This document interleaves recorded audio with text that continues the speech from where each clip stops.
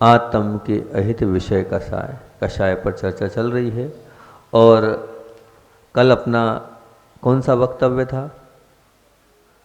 छठवां प्रवचन था कषाय के ऊपर, कषाय अर्थात क्रोध के ऊपर।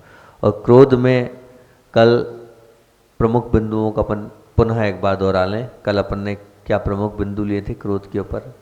मैं को प्रधानता देने की बात नहीं, और मैं को हो रही जो संज्ञानता है, मतलब मैं की जो उपेक्षा हो रही है, उस संज्ञान को हमारे मन में रखने की हमें वृत्ति को छोड़ना होगा। पहली बात इस पे बोली थी। फिर दूसरा जोड़ दिया था हमने, मेरा सोचा होना ही चाहिए, मैंने जो सोचा है वो होना ही चाहिए, ये वृत्ति भी हमारे मन से हमें निकालनी है। फिर तीसरी बात बोली थी कि किसी से गलती हो जाए कोई बात नहीं, उसकी आप सजा देने की छूट है गलती के बाद, परंतु उसके प्रति देश भाव को छोड़ना है। एक बार गलती हो गई, सजा दे दी, लेकिन देश भाव को आप छोड़ो। फिर कहा था किसी से गलती हो जाए सबक सिखा भी दो, लेकिन क्या मत रखो उसके साथ? उपेक्षा भाव। उपेक्षा भाव को छोड़ दो। वो उपेक्षा भाव और क्रोध को उत्पन्न करेगा और द्वेष को उत्पन्न करेगा। फिर हमने कहा था आपसे कि आप चाहते हैं, नहीं चाहते हैं, फिर भी क्रोध आ जाता है। अब आ जाता है तो उन चार आ गया, उस समय चार विशेष तत्व आपके लिए दिए थे कि जिस व्यक्ति पर तुम्हें गुस्सा आया है उस व्यक्ति पर ही गुस्सा उतारो, उसका गुस्सा दूसरे पर नहीं उतारो। एक चीज बोली थी। फिर दूसरी बात बोली थी जिस कारण से तुम्हें गुस्सा आया है अब वो कारण ही समाप्त हो गया है, अब बाद में जब वो कारण ही समाप्त हो गया तो उस गुस्से को वहीं समाप्त कर दो, आगे तक उस गुस्से को मत लेके जाओ। फिर तीसरी बात बोली थी कि जिस स्थान पर गुस्सा आया है अब उस स्थान पर ही रखो ना, ऑफिस का गुस्सा ऑफिस में ही रखो ना, अस्पताल का डॉक्टर साहब गुस्सा अस्पताल में ही रखना, घर पर मत ले जाना, ठीक है ना? तो वहीं रखो ना। आप घर क्यों ले जा रहे हो? आप घर वालों पर नहीं करना। और फिर जिन संयोगों के माध्यम से आपको, चौथी बात विशेष थी कि जिन संयोगों के माध्यम से गुस्सा किया और आपको लग रहा है ये तो संयोग था, वैसा व्यक्तित्व नहीं है, वैसी परिस्थिति और आ रही है, तो आप उसको समझो और संयोग से दूर होकर स्वभाव को समझो। ऐसे चार प्रमुख बिंदुओं पर अपन ने कल चर्चा करी थी। अब फिर पुनः अपन उसी को आगे बढ़ाते हैं। क्रोध के ऊपर ही चर्चा लगातार चल रही है। जंगल के कोने में प्रज्वलित हुई अग्नि, वो चिंगारी यदि आगे ना बढ़े तो वो अपने आप बुझ जाती है। बुझती है कि नहीं? वो छोटी सी चिंगारी है, अगर वहीं रह जाएगी तो वो आगे नहीं बढ़ेगी, तो वहीं बुझ जाएगी, अपना अस्तित्व वहीं खत्म, समाप्त कर दो। बस इसी प्रकार आपके मन में पैदा हुआ जो छोटा सा आवेश का कण है, अगर वो आवेश का कण आपने इन बातों से दबा दिया तो ये मान के चलना कि आप क्रोध रूपी जो अग्नि है जो सबको जलाने वाली है वो वहीं के वहीं शांत हो जाएगी। बड़ी सहजता से वो उसको बल ही नहीं मिलेगा और वो आगे ही नहीं बढ़ेगी। तो वो चिंगारी जब आगे नहीं बढ़ती है तो वहीं पर समाप्त हो जाती है, उसका बल वहीं टूट जाता है, तो वो जंगल को नहीं जलाती है, वो सर्वनाश नहीं करती। ऐसे ही क्रोध हमारे अंदर भरा है। क्यों? क्योंकि आप अगर चतुर्गुण स्थानवर्ती हैं तो आपके साथ तीन चौकड़ियों का सहारा है। कौन कौन सी तीन चौकड़ी? अप्रत्याख्यान, प्रत्याख्यान, संजलन। ये जब 12 कषाय आपके साथ है तो 12 कषाय में क्रोध भी है और क्रोध का जोर आपके पास है, तो वो क्रोध तो रहेगा ही रहेगा। चिंगारी है, लेकिन उस चिंगारी को आप अग्नि में मत प्रज्वलित होने दो। उस चिंगारी को आप अच्छे से समीचीन भावों के साथ उसको दबाने का प्रयास करोगे तो बहुत अच्छा है। नहीं फिर भी हो जाता है महाराज जी, क्या करें? हो तो जाता है। क्या इसकी आधारशिला क्या है? इसका कारण क्या है कि क्रोध आ जाता है? तो क्रोध की आधारशिला एक चीज हैगी, उसको हम समझ लें। अगर उस चीज को समझ ली और तो हो सकता है हम समझें क्रोध की आधारशिला, क्रोध का बीज, क्रोध का सब कुछ कहना चाहिए नींव किसके ऊपर आधारित है? अधीरता पर। काय पर? अधीरता पर। अधीरता मतलब क्या?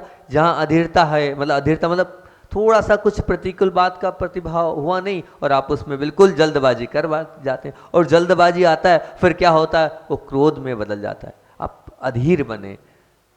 अधीर बनना है कि धीर बनना है? हैं? धीर बनना है। तो ये अधीरता क्या करा रही है? ये अधीरता ही आपके क्रोध को उत्पन्न करा रही है, और उसी के कारण आपकी वाणी में भी उसका पूरा पूरा प्रभाव पड़ता है, वचनों पर भी उस अधीरता का प्रभाव पड़ता है। कैसे कैसे पड़ता है? एक बहुत अच्छी बात लिखी थी, बेसुरा गाने वाले एवं रूखा बोलने वाले की सभा को विफल करने के लिए किसी दुश्मन की आवश्यकता नहीं है।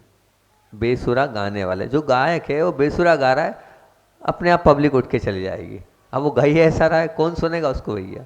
और रूखा बोलने वाला, अगर कोई रूखा बोलने वाला है ना, उस रूखा बोलने वाले की सभा में भी अब वो इस प्रकार से वचन बोल रहा है, तो कौन बैठेगा उसकी बात को सुनने। और धीरे धीरे सब लोग कम हो जाएंगे और आने वाले समय नहीं आएंगे। बस यही बात है, आप दुश्मन की आवश्यकता नहीं है उसको। इसी प्रकार से आप रूखा बोल रहे हैं और बेसुरा बोल रहे हैं, तो समझना ये रूखा और बेसुरापन कब आएगा?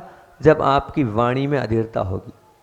जहाँ अधीर हैं आप, थोड़ी सी बात आपको सुनने को मिले नहीं और बस आपकी वाणी में वह अधीरता आएगी। वह अधीरता के कारण आपके अंदर क्या होगा? बेसुरापना भी आएगा और क्या होगा?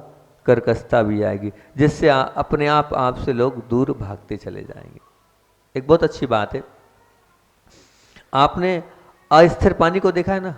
अस्थिर पानी को देखा है, तो वो जो अस्थिर पानी होता है, मतलब कचरे से युक्त पानी, तो आप देखते हो कचरे से युक्त पानी को अस्थिर होने के कारण उसका जो कचरा है ऊपर नीचे हो जाता है, तो आपको लगता है कि पानी गंदा है, आपको लगता है वो पानी गंदा है।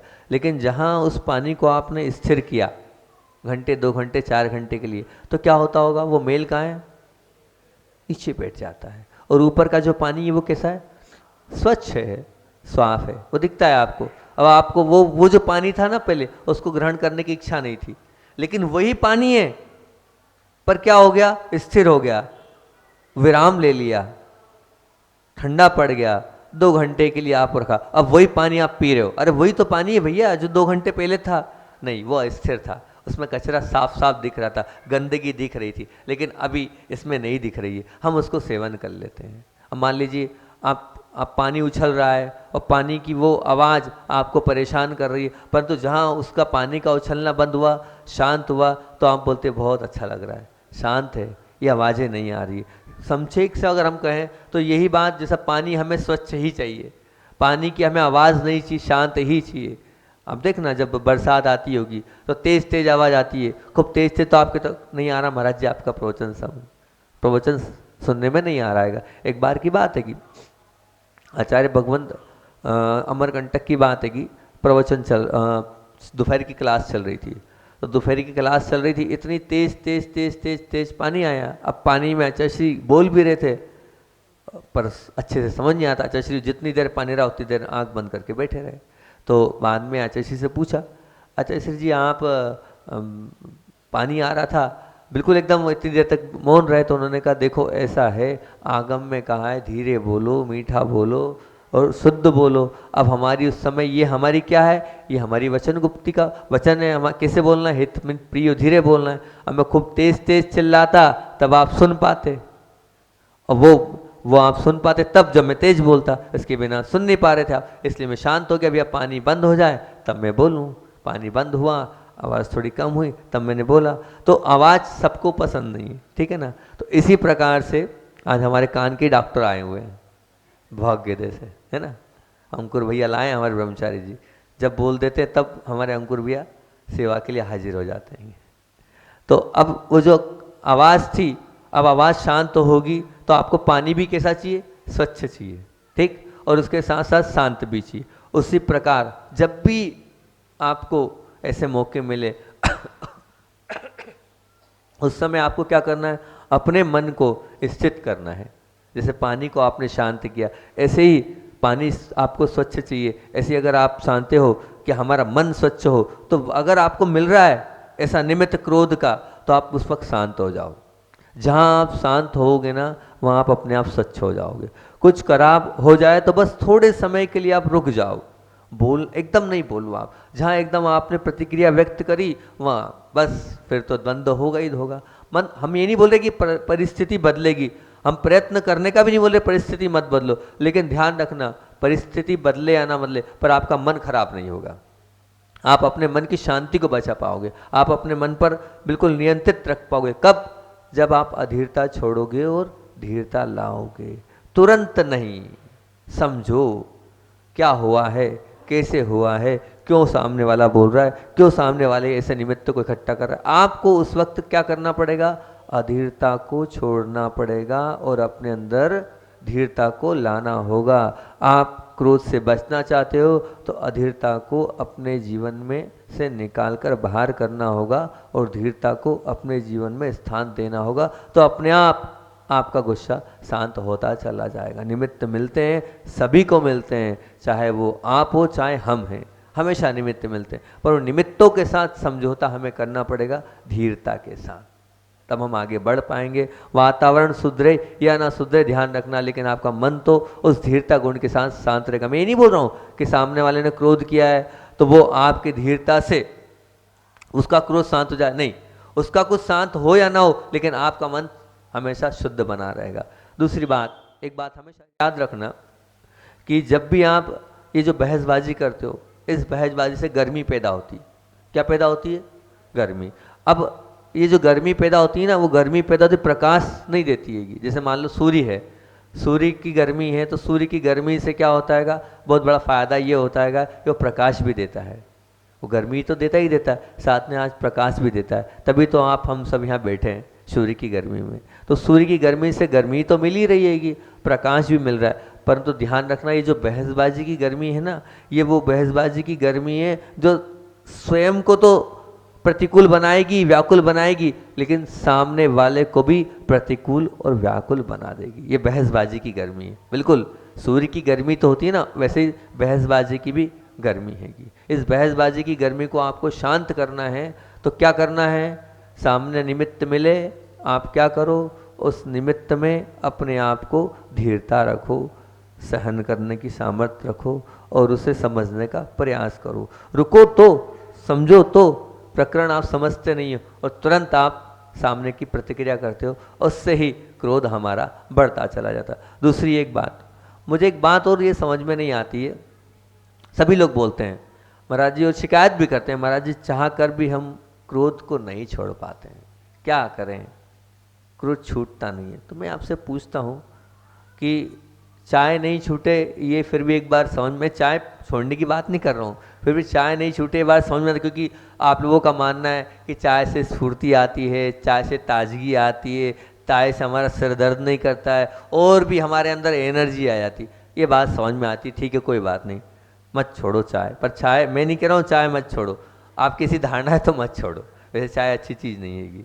दूसरी बात, गुटखा नहीं छूटता महाराज जी जो हम खाते हैं, क्यों, अब आदत बन गई है, अब क्यों, वो नशा है, ठीक है कोई बात नहीं, नशा है, मैं खाने का नहीं कह रहा हूँ, पर ठीक है उससे नशा है, आपके हो रहा है, आपकी तलब है, लगता है, शरीर मांग करता है, उसके बिना हम नहीं रह पाएंगे, आदत पड़ गई है, नींद नहीं आती है, सिर दर्द होता है, घूमते हैं, चक्कर आते हैं, होता है, ये समझ में आ रहा है, आपका गुटखे की ये बात आ रही है समझ में। महाराज जी पैसा भी नहीं छूटता, आप बोल रहे हो बड़े बाबा के लिए दान दे दो, वो भी नहीं छूटता हैगा। हाँ, ये भी समझ में आता है, पैसा जरूरी है क्योंकि भविष्य की चिंता, आपको आगे की चिंता, बच्चों की चिंता, सबकी चिंता है, और आगे की सुख सुविधा उस पैसे से मिलेगी, इसलिए आपको आगे की सुख सुविधा की चिंता है, बड़े बाबा की कोई चिंता नहीं, इसलिए आप बड़े बाबा के लिए देना चाहिए कितना, और दे के रहो इतने से, क्षमता तो बहुत है आपकी देने की, लेकिन दे कितना रहो इतना सा, उसके विषय में बहुत कम दे रहे हो आप, ठीक है कोई बात नहीं, आपको आपकी आगे की सुख सुविधा की चिंता है, इसलिए आप नहीं दे रहे हो। पर एक बात बताओ, जो क्रोध से मिलता कुछ नहीं है, क्रोध से मिलता कुछ नहीं है, उल्टा बहुत कुछ खोते हो आप क्रोध से, आपका सब कुछ चला जाता है, फिर आप क्रोध क्यों नहीं छोड़ रहे हो। इन चीज़ों से तो मिल रहा है, चाय से आपको स्फूर्ति मिल रही है, वो गुटखा खाने से आपको चक्कर नहीं आ रहे हैं, वो पैसे से आपको आने वाली सुख सुविधाएं मिलेगी, लेकिन क्रोध से क्या मिलेगा, क्रोध क्यों नहीं छोड़ रहे हो आप। अरे क्रोध तो उल्टा ध्यान रखना, आपका सब कुछ चला जाएगा, मतलब क्या चला जाएगा, आपके शरीर की अस्वस्थता में कारण क्रोध, आपके मन की प्रसन्नता को समाप्त करने वाला क्रोध, आपकी आत्मा की सात्विकता को समाप्त बनाने वाला क्रोध, इन सबको रफा दफा करने वाला कौन, क्रोध, इन सबको समाप्त करने वाला कौन, क्रोध। फिर भी आप क्रोध को छोड़ने में तैयार नहीं हो, क्यों नहीं हो तैयार बताओ। इतना होने के बाद भी मानव जो है क्रोध छोड़ने के लिए तैयार नहीं है। निमित्त, थोड़ा सा निमित्त मिला नहीं, थोड़ा सी कुछ प्रतिकूलता हुई नहीं, थोड़े से वातावरण में कुछ हुआ नहीं, और आप क्या करते हो, सामने वाले पर हावी हो जाते हो और क्रोध करते हो। तो मैंने ये माना कि आखिर ये क्रोध होता क्यों है, क्या इसका एक कारण और क्या है। तो चिंतन करते करते ये समझा कि क्रोध का जो प्रमुख कारण है ना, वो सही कारण बताऊं, सामने वाले पर धाक जमाना, सामने वाले पर धाक जमाना और अपने अभिमान को पुष्ट करना। मैं तो ये मानता हूँ सामने वाले पर आप धाक जमाना चाहते हो और अपने अभिमान को पुष्ट करना चाहते हो, भले उसके लिए कितना ही नुकसान हो जाए, हमारी शांति समाप्त हो जाए, हमारा स्वयं का कितना ही नुकसान, स्वयं अस्वस्थ हो जाए, सब कुछ हो जाए, परंतु नहीं, हमें तो सामने वाले को अपने अभिमान में उसको नीचे दिखाना है। क्यों? बस मैं कुछ हूँ, मैं कुछ हूँ, ये ऐसा भ्रम क्रोध ने आपको पैदा कर रखा है, और उस भ्रम के पोषण के लिए ही आप सभी क्रोध करते हो। मैं कुछ हूँ, आपका जो क्रोध है वो किस भ्रम को लिए हुए, मैं कुछ हूँ, और जो मैं कुछ हूँ वही आपको क्रोध कराता है। जबकि मैं बार बार कह रहा हूँ, ये जो क्रोध है ना, ये आता तो है पर रवाना जब होता है तो बहुत कुछ लेके जाता है। वो आपके पीछे क्या ले जाएगा, वो साथ साथ में आपको वेदना, विलाप और बेर, ये तीन त्रिपुटी को आपको देके जाएगा। किस किस को? वेदना को। देख लेना, जो जो क्रोध करते हैं, क्रोध का अंत वेदना ही होता है, क्रोध का अंत विलाप में ही रहेगा। और क्रोध अगर देके जा रहा है तो बेर को देके जाएगा, सिर्फ बेर के अलावा वो कुछ नहीं लिखेगा। उसके फल वेदना, विलाप और बेर के रूप में त्रिपुटी को वो गिफ्ट में आपको देके ही जाएगा कि भैया मैं जाते जाते ये तीन चीजें देके जा रहा हूँ, वेदना, विलाप और बेर।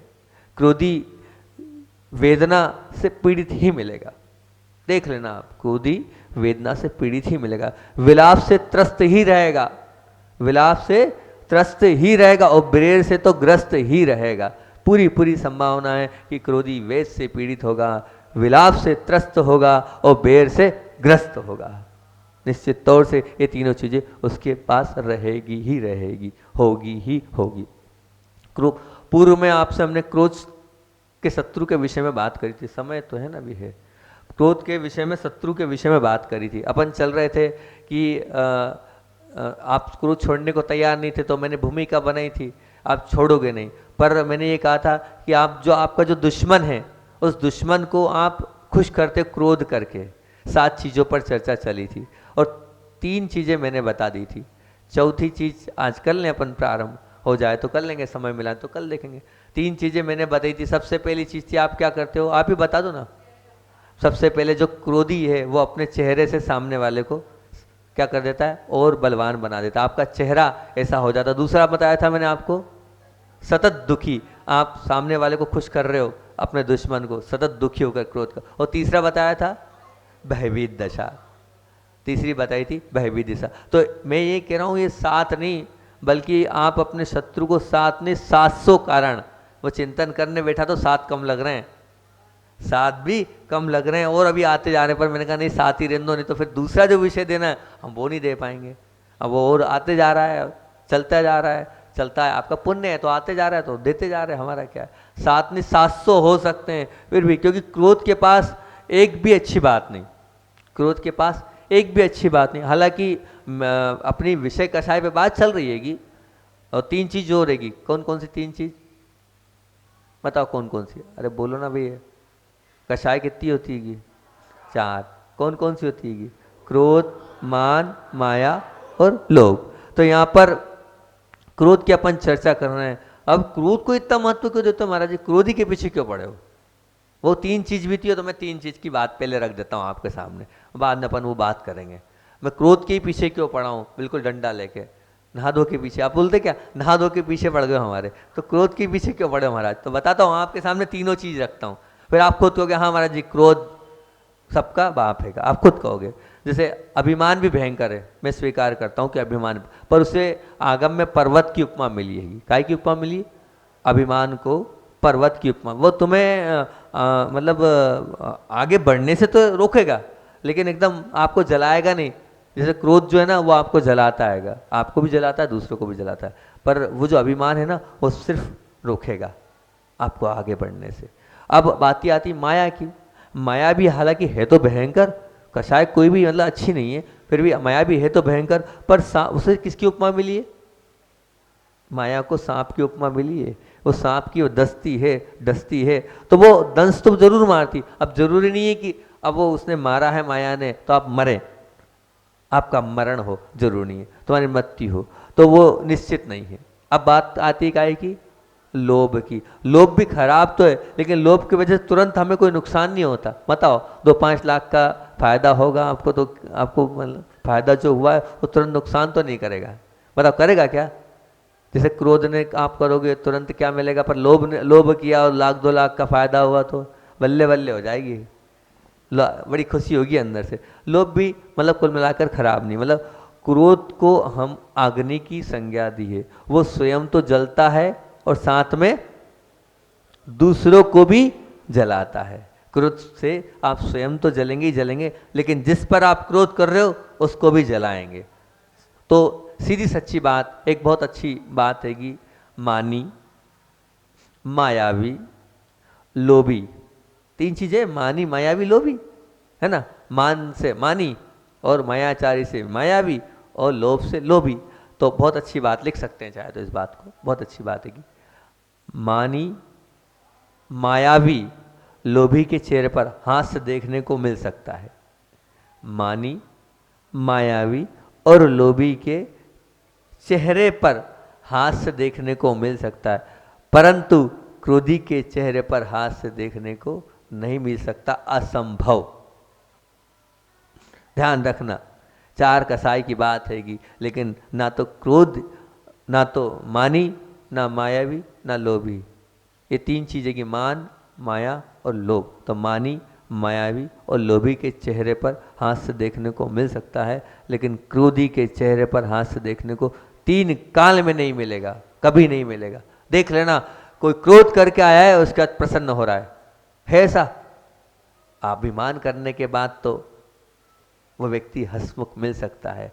मायाचारी करने के बाद भी उसने किसी को घुमाया है और कुछ झूठ बोला है और कुछ किया है, उसके चेहरे पे उस माया को करने के बाद प्रसन्नता हो सकती है। वो जो लोभ के वशीभूत होकर उसने कुछ कमा कर कुछ लाया है, उसके विषय, उसकी खुशी के कारण उसके चेहरे पे प्रसन्नता नजर आ सकती है। पर ध्यान रखना, क्रोध करने वाला कभी भी प्रसन्न नहीं मिलेगा, उसके चेहरे पे प्रसन्नता रह ही नहीं सकती, हो ही नहीं सकती, ये अकाट्य है। कोई देखा आपने जो क्रोध कर रहा है और बाद में हंस रहा है? कोई है ऐसा उदाहरण हो तो दिखा दो आप मेरे को। मैं तो आपको ये तीनों के उदाहरण दे दूंगा, मान का भी, मानी का भी, मायावी का भी, लोभी का भी। जो मान करने के बाद भी प्रसन्न है, माया करने के बाद भी प्रसन्न है, लोभ करने के बाद भी प्रसन्न है। और आप खुद, आपके अंदर ये तीनों चीजें आप खुद देख लो, आप तीनों को करने के बाद प्रसन्न रहते हैं, लेकिन क्रोध को करने के बाद प्रसन्न रहते हैं क्या? इसलिए मैं पीछे पड़ा हूं क्रोध के। अब तो ठीक है ना, स्वीकार है ना, क्यों पीछे पड़ा हूं? गलत तो पीछे नहीं पड़ा हूं ना क्रोध के, आपके सामने मैंने सामने रख दिया, चारों चीज़ आपके सामने रखेगी और चारों चीज़ आपके सामने प्रैक्टिकल बता देगी। अब तो मेरा वाजिब है ना क्रोध के पीछे पड़ना, गलत तो नहीं बताओ ना, ठीक पड़ा हूं ना पीछे में? हाँ, लगातार चलने दो ना क्रोध के पीछे में। इसलिए तो क्रोध सबसे बड़ा पाप हैगा, इसलिए क्रोध के पीछे पड़े रहेंगे, क्योंकि क्रोध करने वाला प्रसन्न नहीं रहता, यह हमारा प्रबल हेतु है। इससे एक बात और स्पष्ट हो गई, क्या? कि क्रोध सबसे अधिक, मतलब जो क्रोध है उसे सबसे अधिक प्रसन्न कौन होगा? ये तो बताओ। आप प्रसन्न नहीं हो रहे ठीक है, लेकिन क्रोध करने से सबसे अधिक प्रसन्न होगा आपका दुश्मन। अरे क्रोध आपको सबसे ज्यादा नुकसान पहुंचा रहा है, जब क्रोध सबसे ज्यादा सबसे ज्यादा आपको नुकसान प्रसन्न पहुंचा रहा है, तो आप प्रसन्न कौन होगा? आपका दुश्मन। वो प्रसन्न होगा आपको, क्योंकि आप सबसे ज्यादा परेशान किससे हैं? क्रोध से। क्रोध करने से आप सबसे ज्यादा परेशान हैं, और अब आपका जो दुश्मन है वो आप प्रसन्न होगा आपसे। क्यों? क्योंकि आप क्रोध कर रहे हैं और क्रोध के कारण वो प्रसन्न हैगा। और अब प्रसन्न है तो अब अपन ने 3 कारण तो क्रोध के कर लिए थे, 4था कारण आपके सामने रखना, पर समय हो गया है, समय 2 मिनट बचे हैं और 2 मिनट में क्या होगा? सिर्फ मैं आज उसका कारण बता देता हूँ, चौथा कारण, कि आपका दुश्मन कैसे प्रसन्न होता है, वो क्या आपके अंदर वो क्रोध क्या घटित करता है जिससे सामने वाला जो है वो और प्रसन्न हो जाता है। उसकी बात अपन कल कर लेंगे, है ना। पॉइंट आज दे देता हूँ। क्रोधी प्राय धन की अल्पता का शिकार बनता है। क्रोधी प्राय हमेशा धन की अल्पता का शिकार बनता है। अब उससे आपका दुश्मन कैसे प्रसन्न होगा उसकी बात अपन कल करेंगे, ठीक है ना। अच्छा, आचार्य श्री का 2 मिनट बचा है, सुनना है आचार्य श्री को, सुनना है, दीदियों की भावना है, ठीक है सुना देते हैं। 2-3 मिनट है हमारे पास, इसलिए हमने छोड़ दिया पहले, वो विषय भी पूरा नहीं हो पाता तो कल इसको ले लेंगे। एक कला वह होती है जो पाषाण में छुपे हुए भगवान को निकालती है, और दूसरी कला वह होती है जो आत्मा में बैठे, इस शरीर में बैठे उस आत्मज्ञ परमात्मा को निकालती है। दोनों कला अपने अपने अपने क्षेत्र के माहिर लोग पूर्ण करते हैं। एक शिल्पी है, वो पत्थर से भगवान निकालता है, तो ऐसे एक महान शिल्पी हैं पूज्य आचार्य भगवंत, जो उस शरीर रूपी पिंजरे से उस परमात्मा को प्रकट करते हैं। ऐसे वर्तमान पुरुषार्थी पूज्य गुरुदेव, जिन्होंने अनेक लोगों को उस आत्मा का ज्ञान कराया, वो अपनी आत्मा के साथ साथ शरण में आए हुए सभी को, उन भव्य पुरुषों को भी भेद विज्ञान की शिक्षा देते हैंगे, और हमेशा उसमें से तराश कर आत्मा की ओर पहुंचाने का पूरा प्रयास करते हैं। साधना, तप, त्याग, अध्यात्म की अनंत गहराई में खुद तो उतरते ही उतरते हैं, और साथ साथ इस शाश्वत सत्य को हम जैसे साधुओं को भी वो सिखाते हैंगे। एक बार की अच्छी बात आई कि आचार्य भगवंत अमरकंटक में एक बहुत बड़े राजा राम जी, पंडित राजा राम जी आए थे, और पुण्याश्रम कथा कोश है, अपभ्रंश का था, उसकी हिंदी अनुवाद आया था, तो उसकी प्रथम पांडुलिपि और प्रतिलिपि लेकर आचार्य श्री को वहाँ पर उन्होंने भेंट दी, और भेंट करने के बाद उन्होंने एक दुख व्यक्त किया कि आचार्य श्री बड़ा दुख है कि मैं इन पांडुलिपियों पर काम कर रहा हूँ और वे कर रहा हूँ, पर मुझे बहुत दुख है। प्रवचन चल रहा था, उसमें उन्होंने स्टेज पर जाके आचार्य श्री से बोला, तो आचार्य श्री से सुन तो लेते हैं, लेकिन जब जो जवाब देते हैं वो, जब उनकी बारी आती तो वो जवाब देते हैं, बहुत अच्छा जवाब देते हैं। उन्होंने कहा बड़ा दुख है कि मूलाचार जैसा महान ग्रंथ, जो कि दिगंबर संप्रदाय का ग्रंथ है और महान ग्रंथ है, वो ग्रंथ आज मूल प्रति हमारे पास ना होकर जर्मनी की लाइब्रेरी में रखिएगी, ये ठीक नहीं है। आचार्य श्री ने कहा बहुत अच्छी बात है, आशीर्वाद दिया। अब आचार्य श्री ने उस जवाब का बड़ा लाजवाब जवाब दिया, और उन्होंने आचार्य श्री ने कहा कि माना कि हमारे पास द्रव्य पांडुलिपि नहीं है, माना कि हमारे पास वो द्रव्य पांडुलिपि नहीं है, लेकिन पंडित जी द्रव्य पांडुलिपि से कुछ नहीं होने वाला है, द्रव्य पांडुलिपि देखने से भी कुछ नहीं होने वाला, मतलब उनको संबोधन दिया, पंडित जी द्रव्य पांडुलिपि से कुछ नहीं होने वाला है, और द्रव्य पांडुलिपि कुछ नहीं करेगी, लेकिन ध्यान रखना ये भाव, अपने साधुओं की तरफ इशारा करके उन्होंने कहा ये भाव पांडुलिपि बैठी है, इस पर ध्यान दो और इस ओर आकर्षित हो, उसी में सार है। बहुत लिख लिया, बहुत पढ़ लिया, विद्वान लोगों ने बहुत आगे बढ़ गए, लेकिन ध्यान रखना पंडित लोग आगे बढ़ नहीं पाते। पर हमारे गुरु थे आचार्य ज्ञान सागर जी महाराज जी, वो पढ़े भी, पढ़ाया भी, लिखा भी, और खूब जिनवाणी की सेवा भी करी, और अंत समय में उन्होंने मुनि बनकर अपना कल्याण किया। ऐसे इस बात को लेकर वो बड़े बड़े विद्वान को भी कटाक्ष करते थे। ऐसे पूज्य आचार्य भगवंत विद्यासागर जी महामुनि राज जी की जय। एक बार फिर से ये अगर आप चाहें तो मैं रिपीट कर देता हूँ कौन कौन सी बात थी आज की प्रमुखता से, तो वो फिर से एक बार रिपीट कर देता हूँ ध्यान से। एक छोटी सी चिंगारी का उदाहरण दिया था, कोई छोटी सी चिंगारी वहीं समाप्त कर दी तो वो क्या जंगल को नहीं जलाएगी, ऐसे हमारा छोटा सा आवेश हम अच्छे निमित्तों से वहीं शांत कर देंगे तो वो क्रोध रूपी अग्नि हमें नहीं जलाएगी। फिर बोला था आधारशिला क्या है क्रोध की, तो वो है अधीरता, उसका ध्यान रखना। और एक छोटी सी बात, अधीरता कब आती है? वाणी में आती है। तो बेसुरा गाने वाला और रूखा बोलने वाले की सभा विफल करने के लिए किसी दुश्मन की आवश्यकता नहीं होती। इसलिए अपने जीवन में बेरुखापन छोड़ दें और रूखापन छोड़ दें, बेसुर गाना छोड़ देंगे तो बहुत अच्छी बात होगी। और फिर बोला था कुछ खराब हो जाए तो थोड़े समय के लिए रुक जाना, जहाँ आप रुकोगे तो अपने आप आपके दरवाजे खुलते चले जाएंगे और उन निमित्तों से आप बचते चले जाओगे। और अब जब नहीं रुकते हो तो क्या आपका चला जाता है? शरीर की अस्वस्थता, मन की प्रसन्नता और आत्मा की सात्विकता ये समाप्त तो हो जाएगी। और अब ये क्रोध क्यों होता है? मैं कुछ हूँ, ये बस एक मैं कुछ हूँ यही क्रोध को उत्पन्न करता है। और वो क्रोध तीन चीज़ों को छोड़ के जाता है, तीन तिगड़ी को छोड़ के जाता है, वेदना, विलाप और बेर। इन वेदना विलाप से दूर होना है। और चौथा और अंतिम और प्रमुख पॉइंट वो था मानी, मायावी और लोभी के चेहरे पर हास्य दिख सकता है, परंतु क्रोधी के चेहरे पर 3 काल में प्रसन्नता हास्य नहीं दिखा गया। इतनी बात करके अपनी विराम देते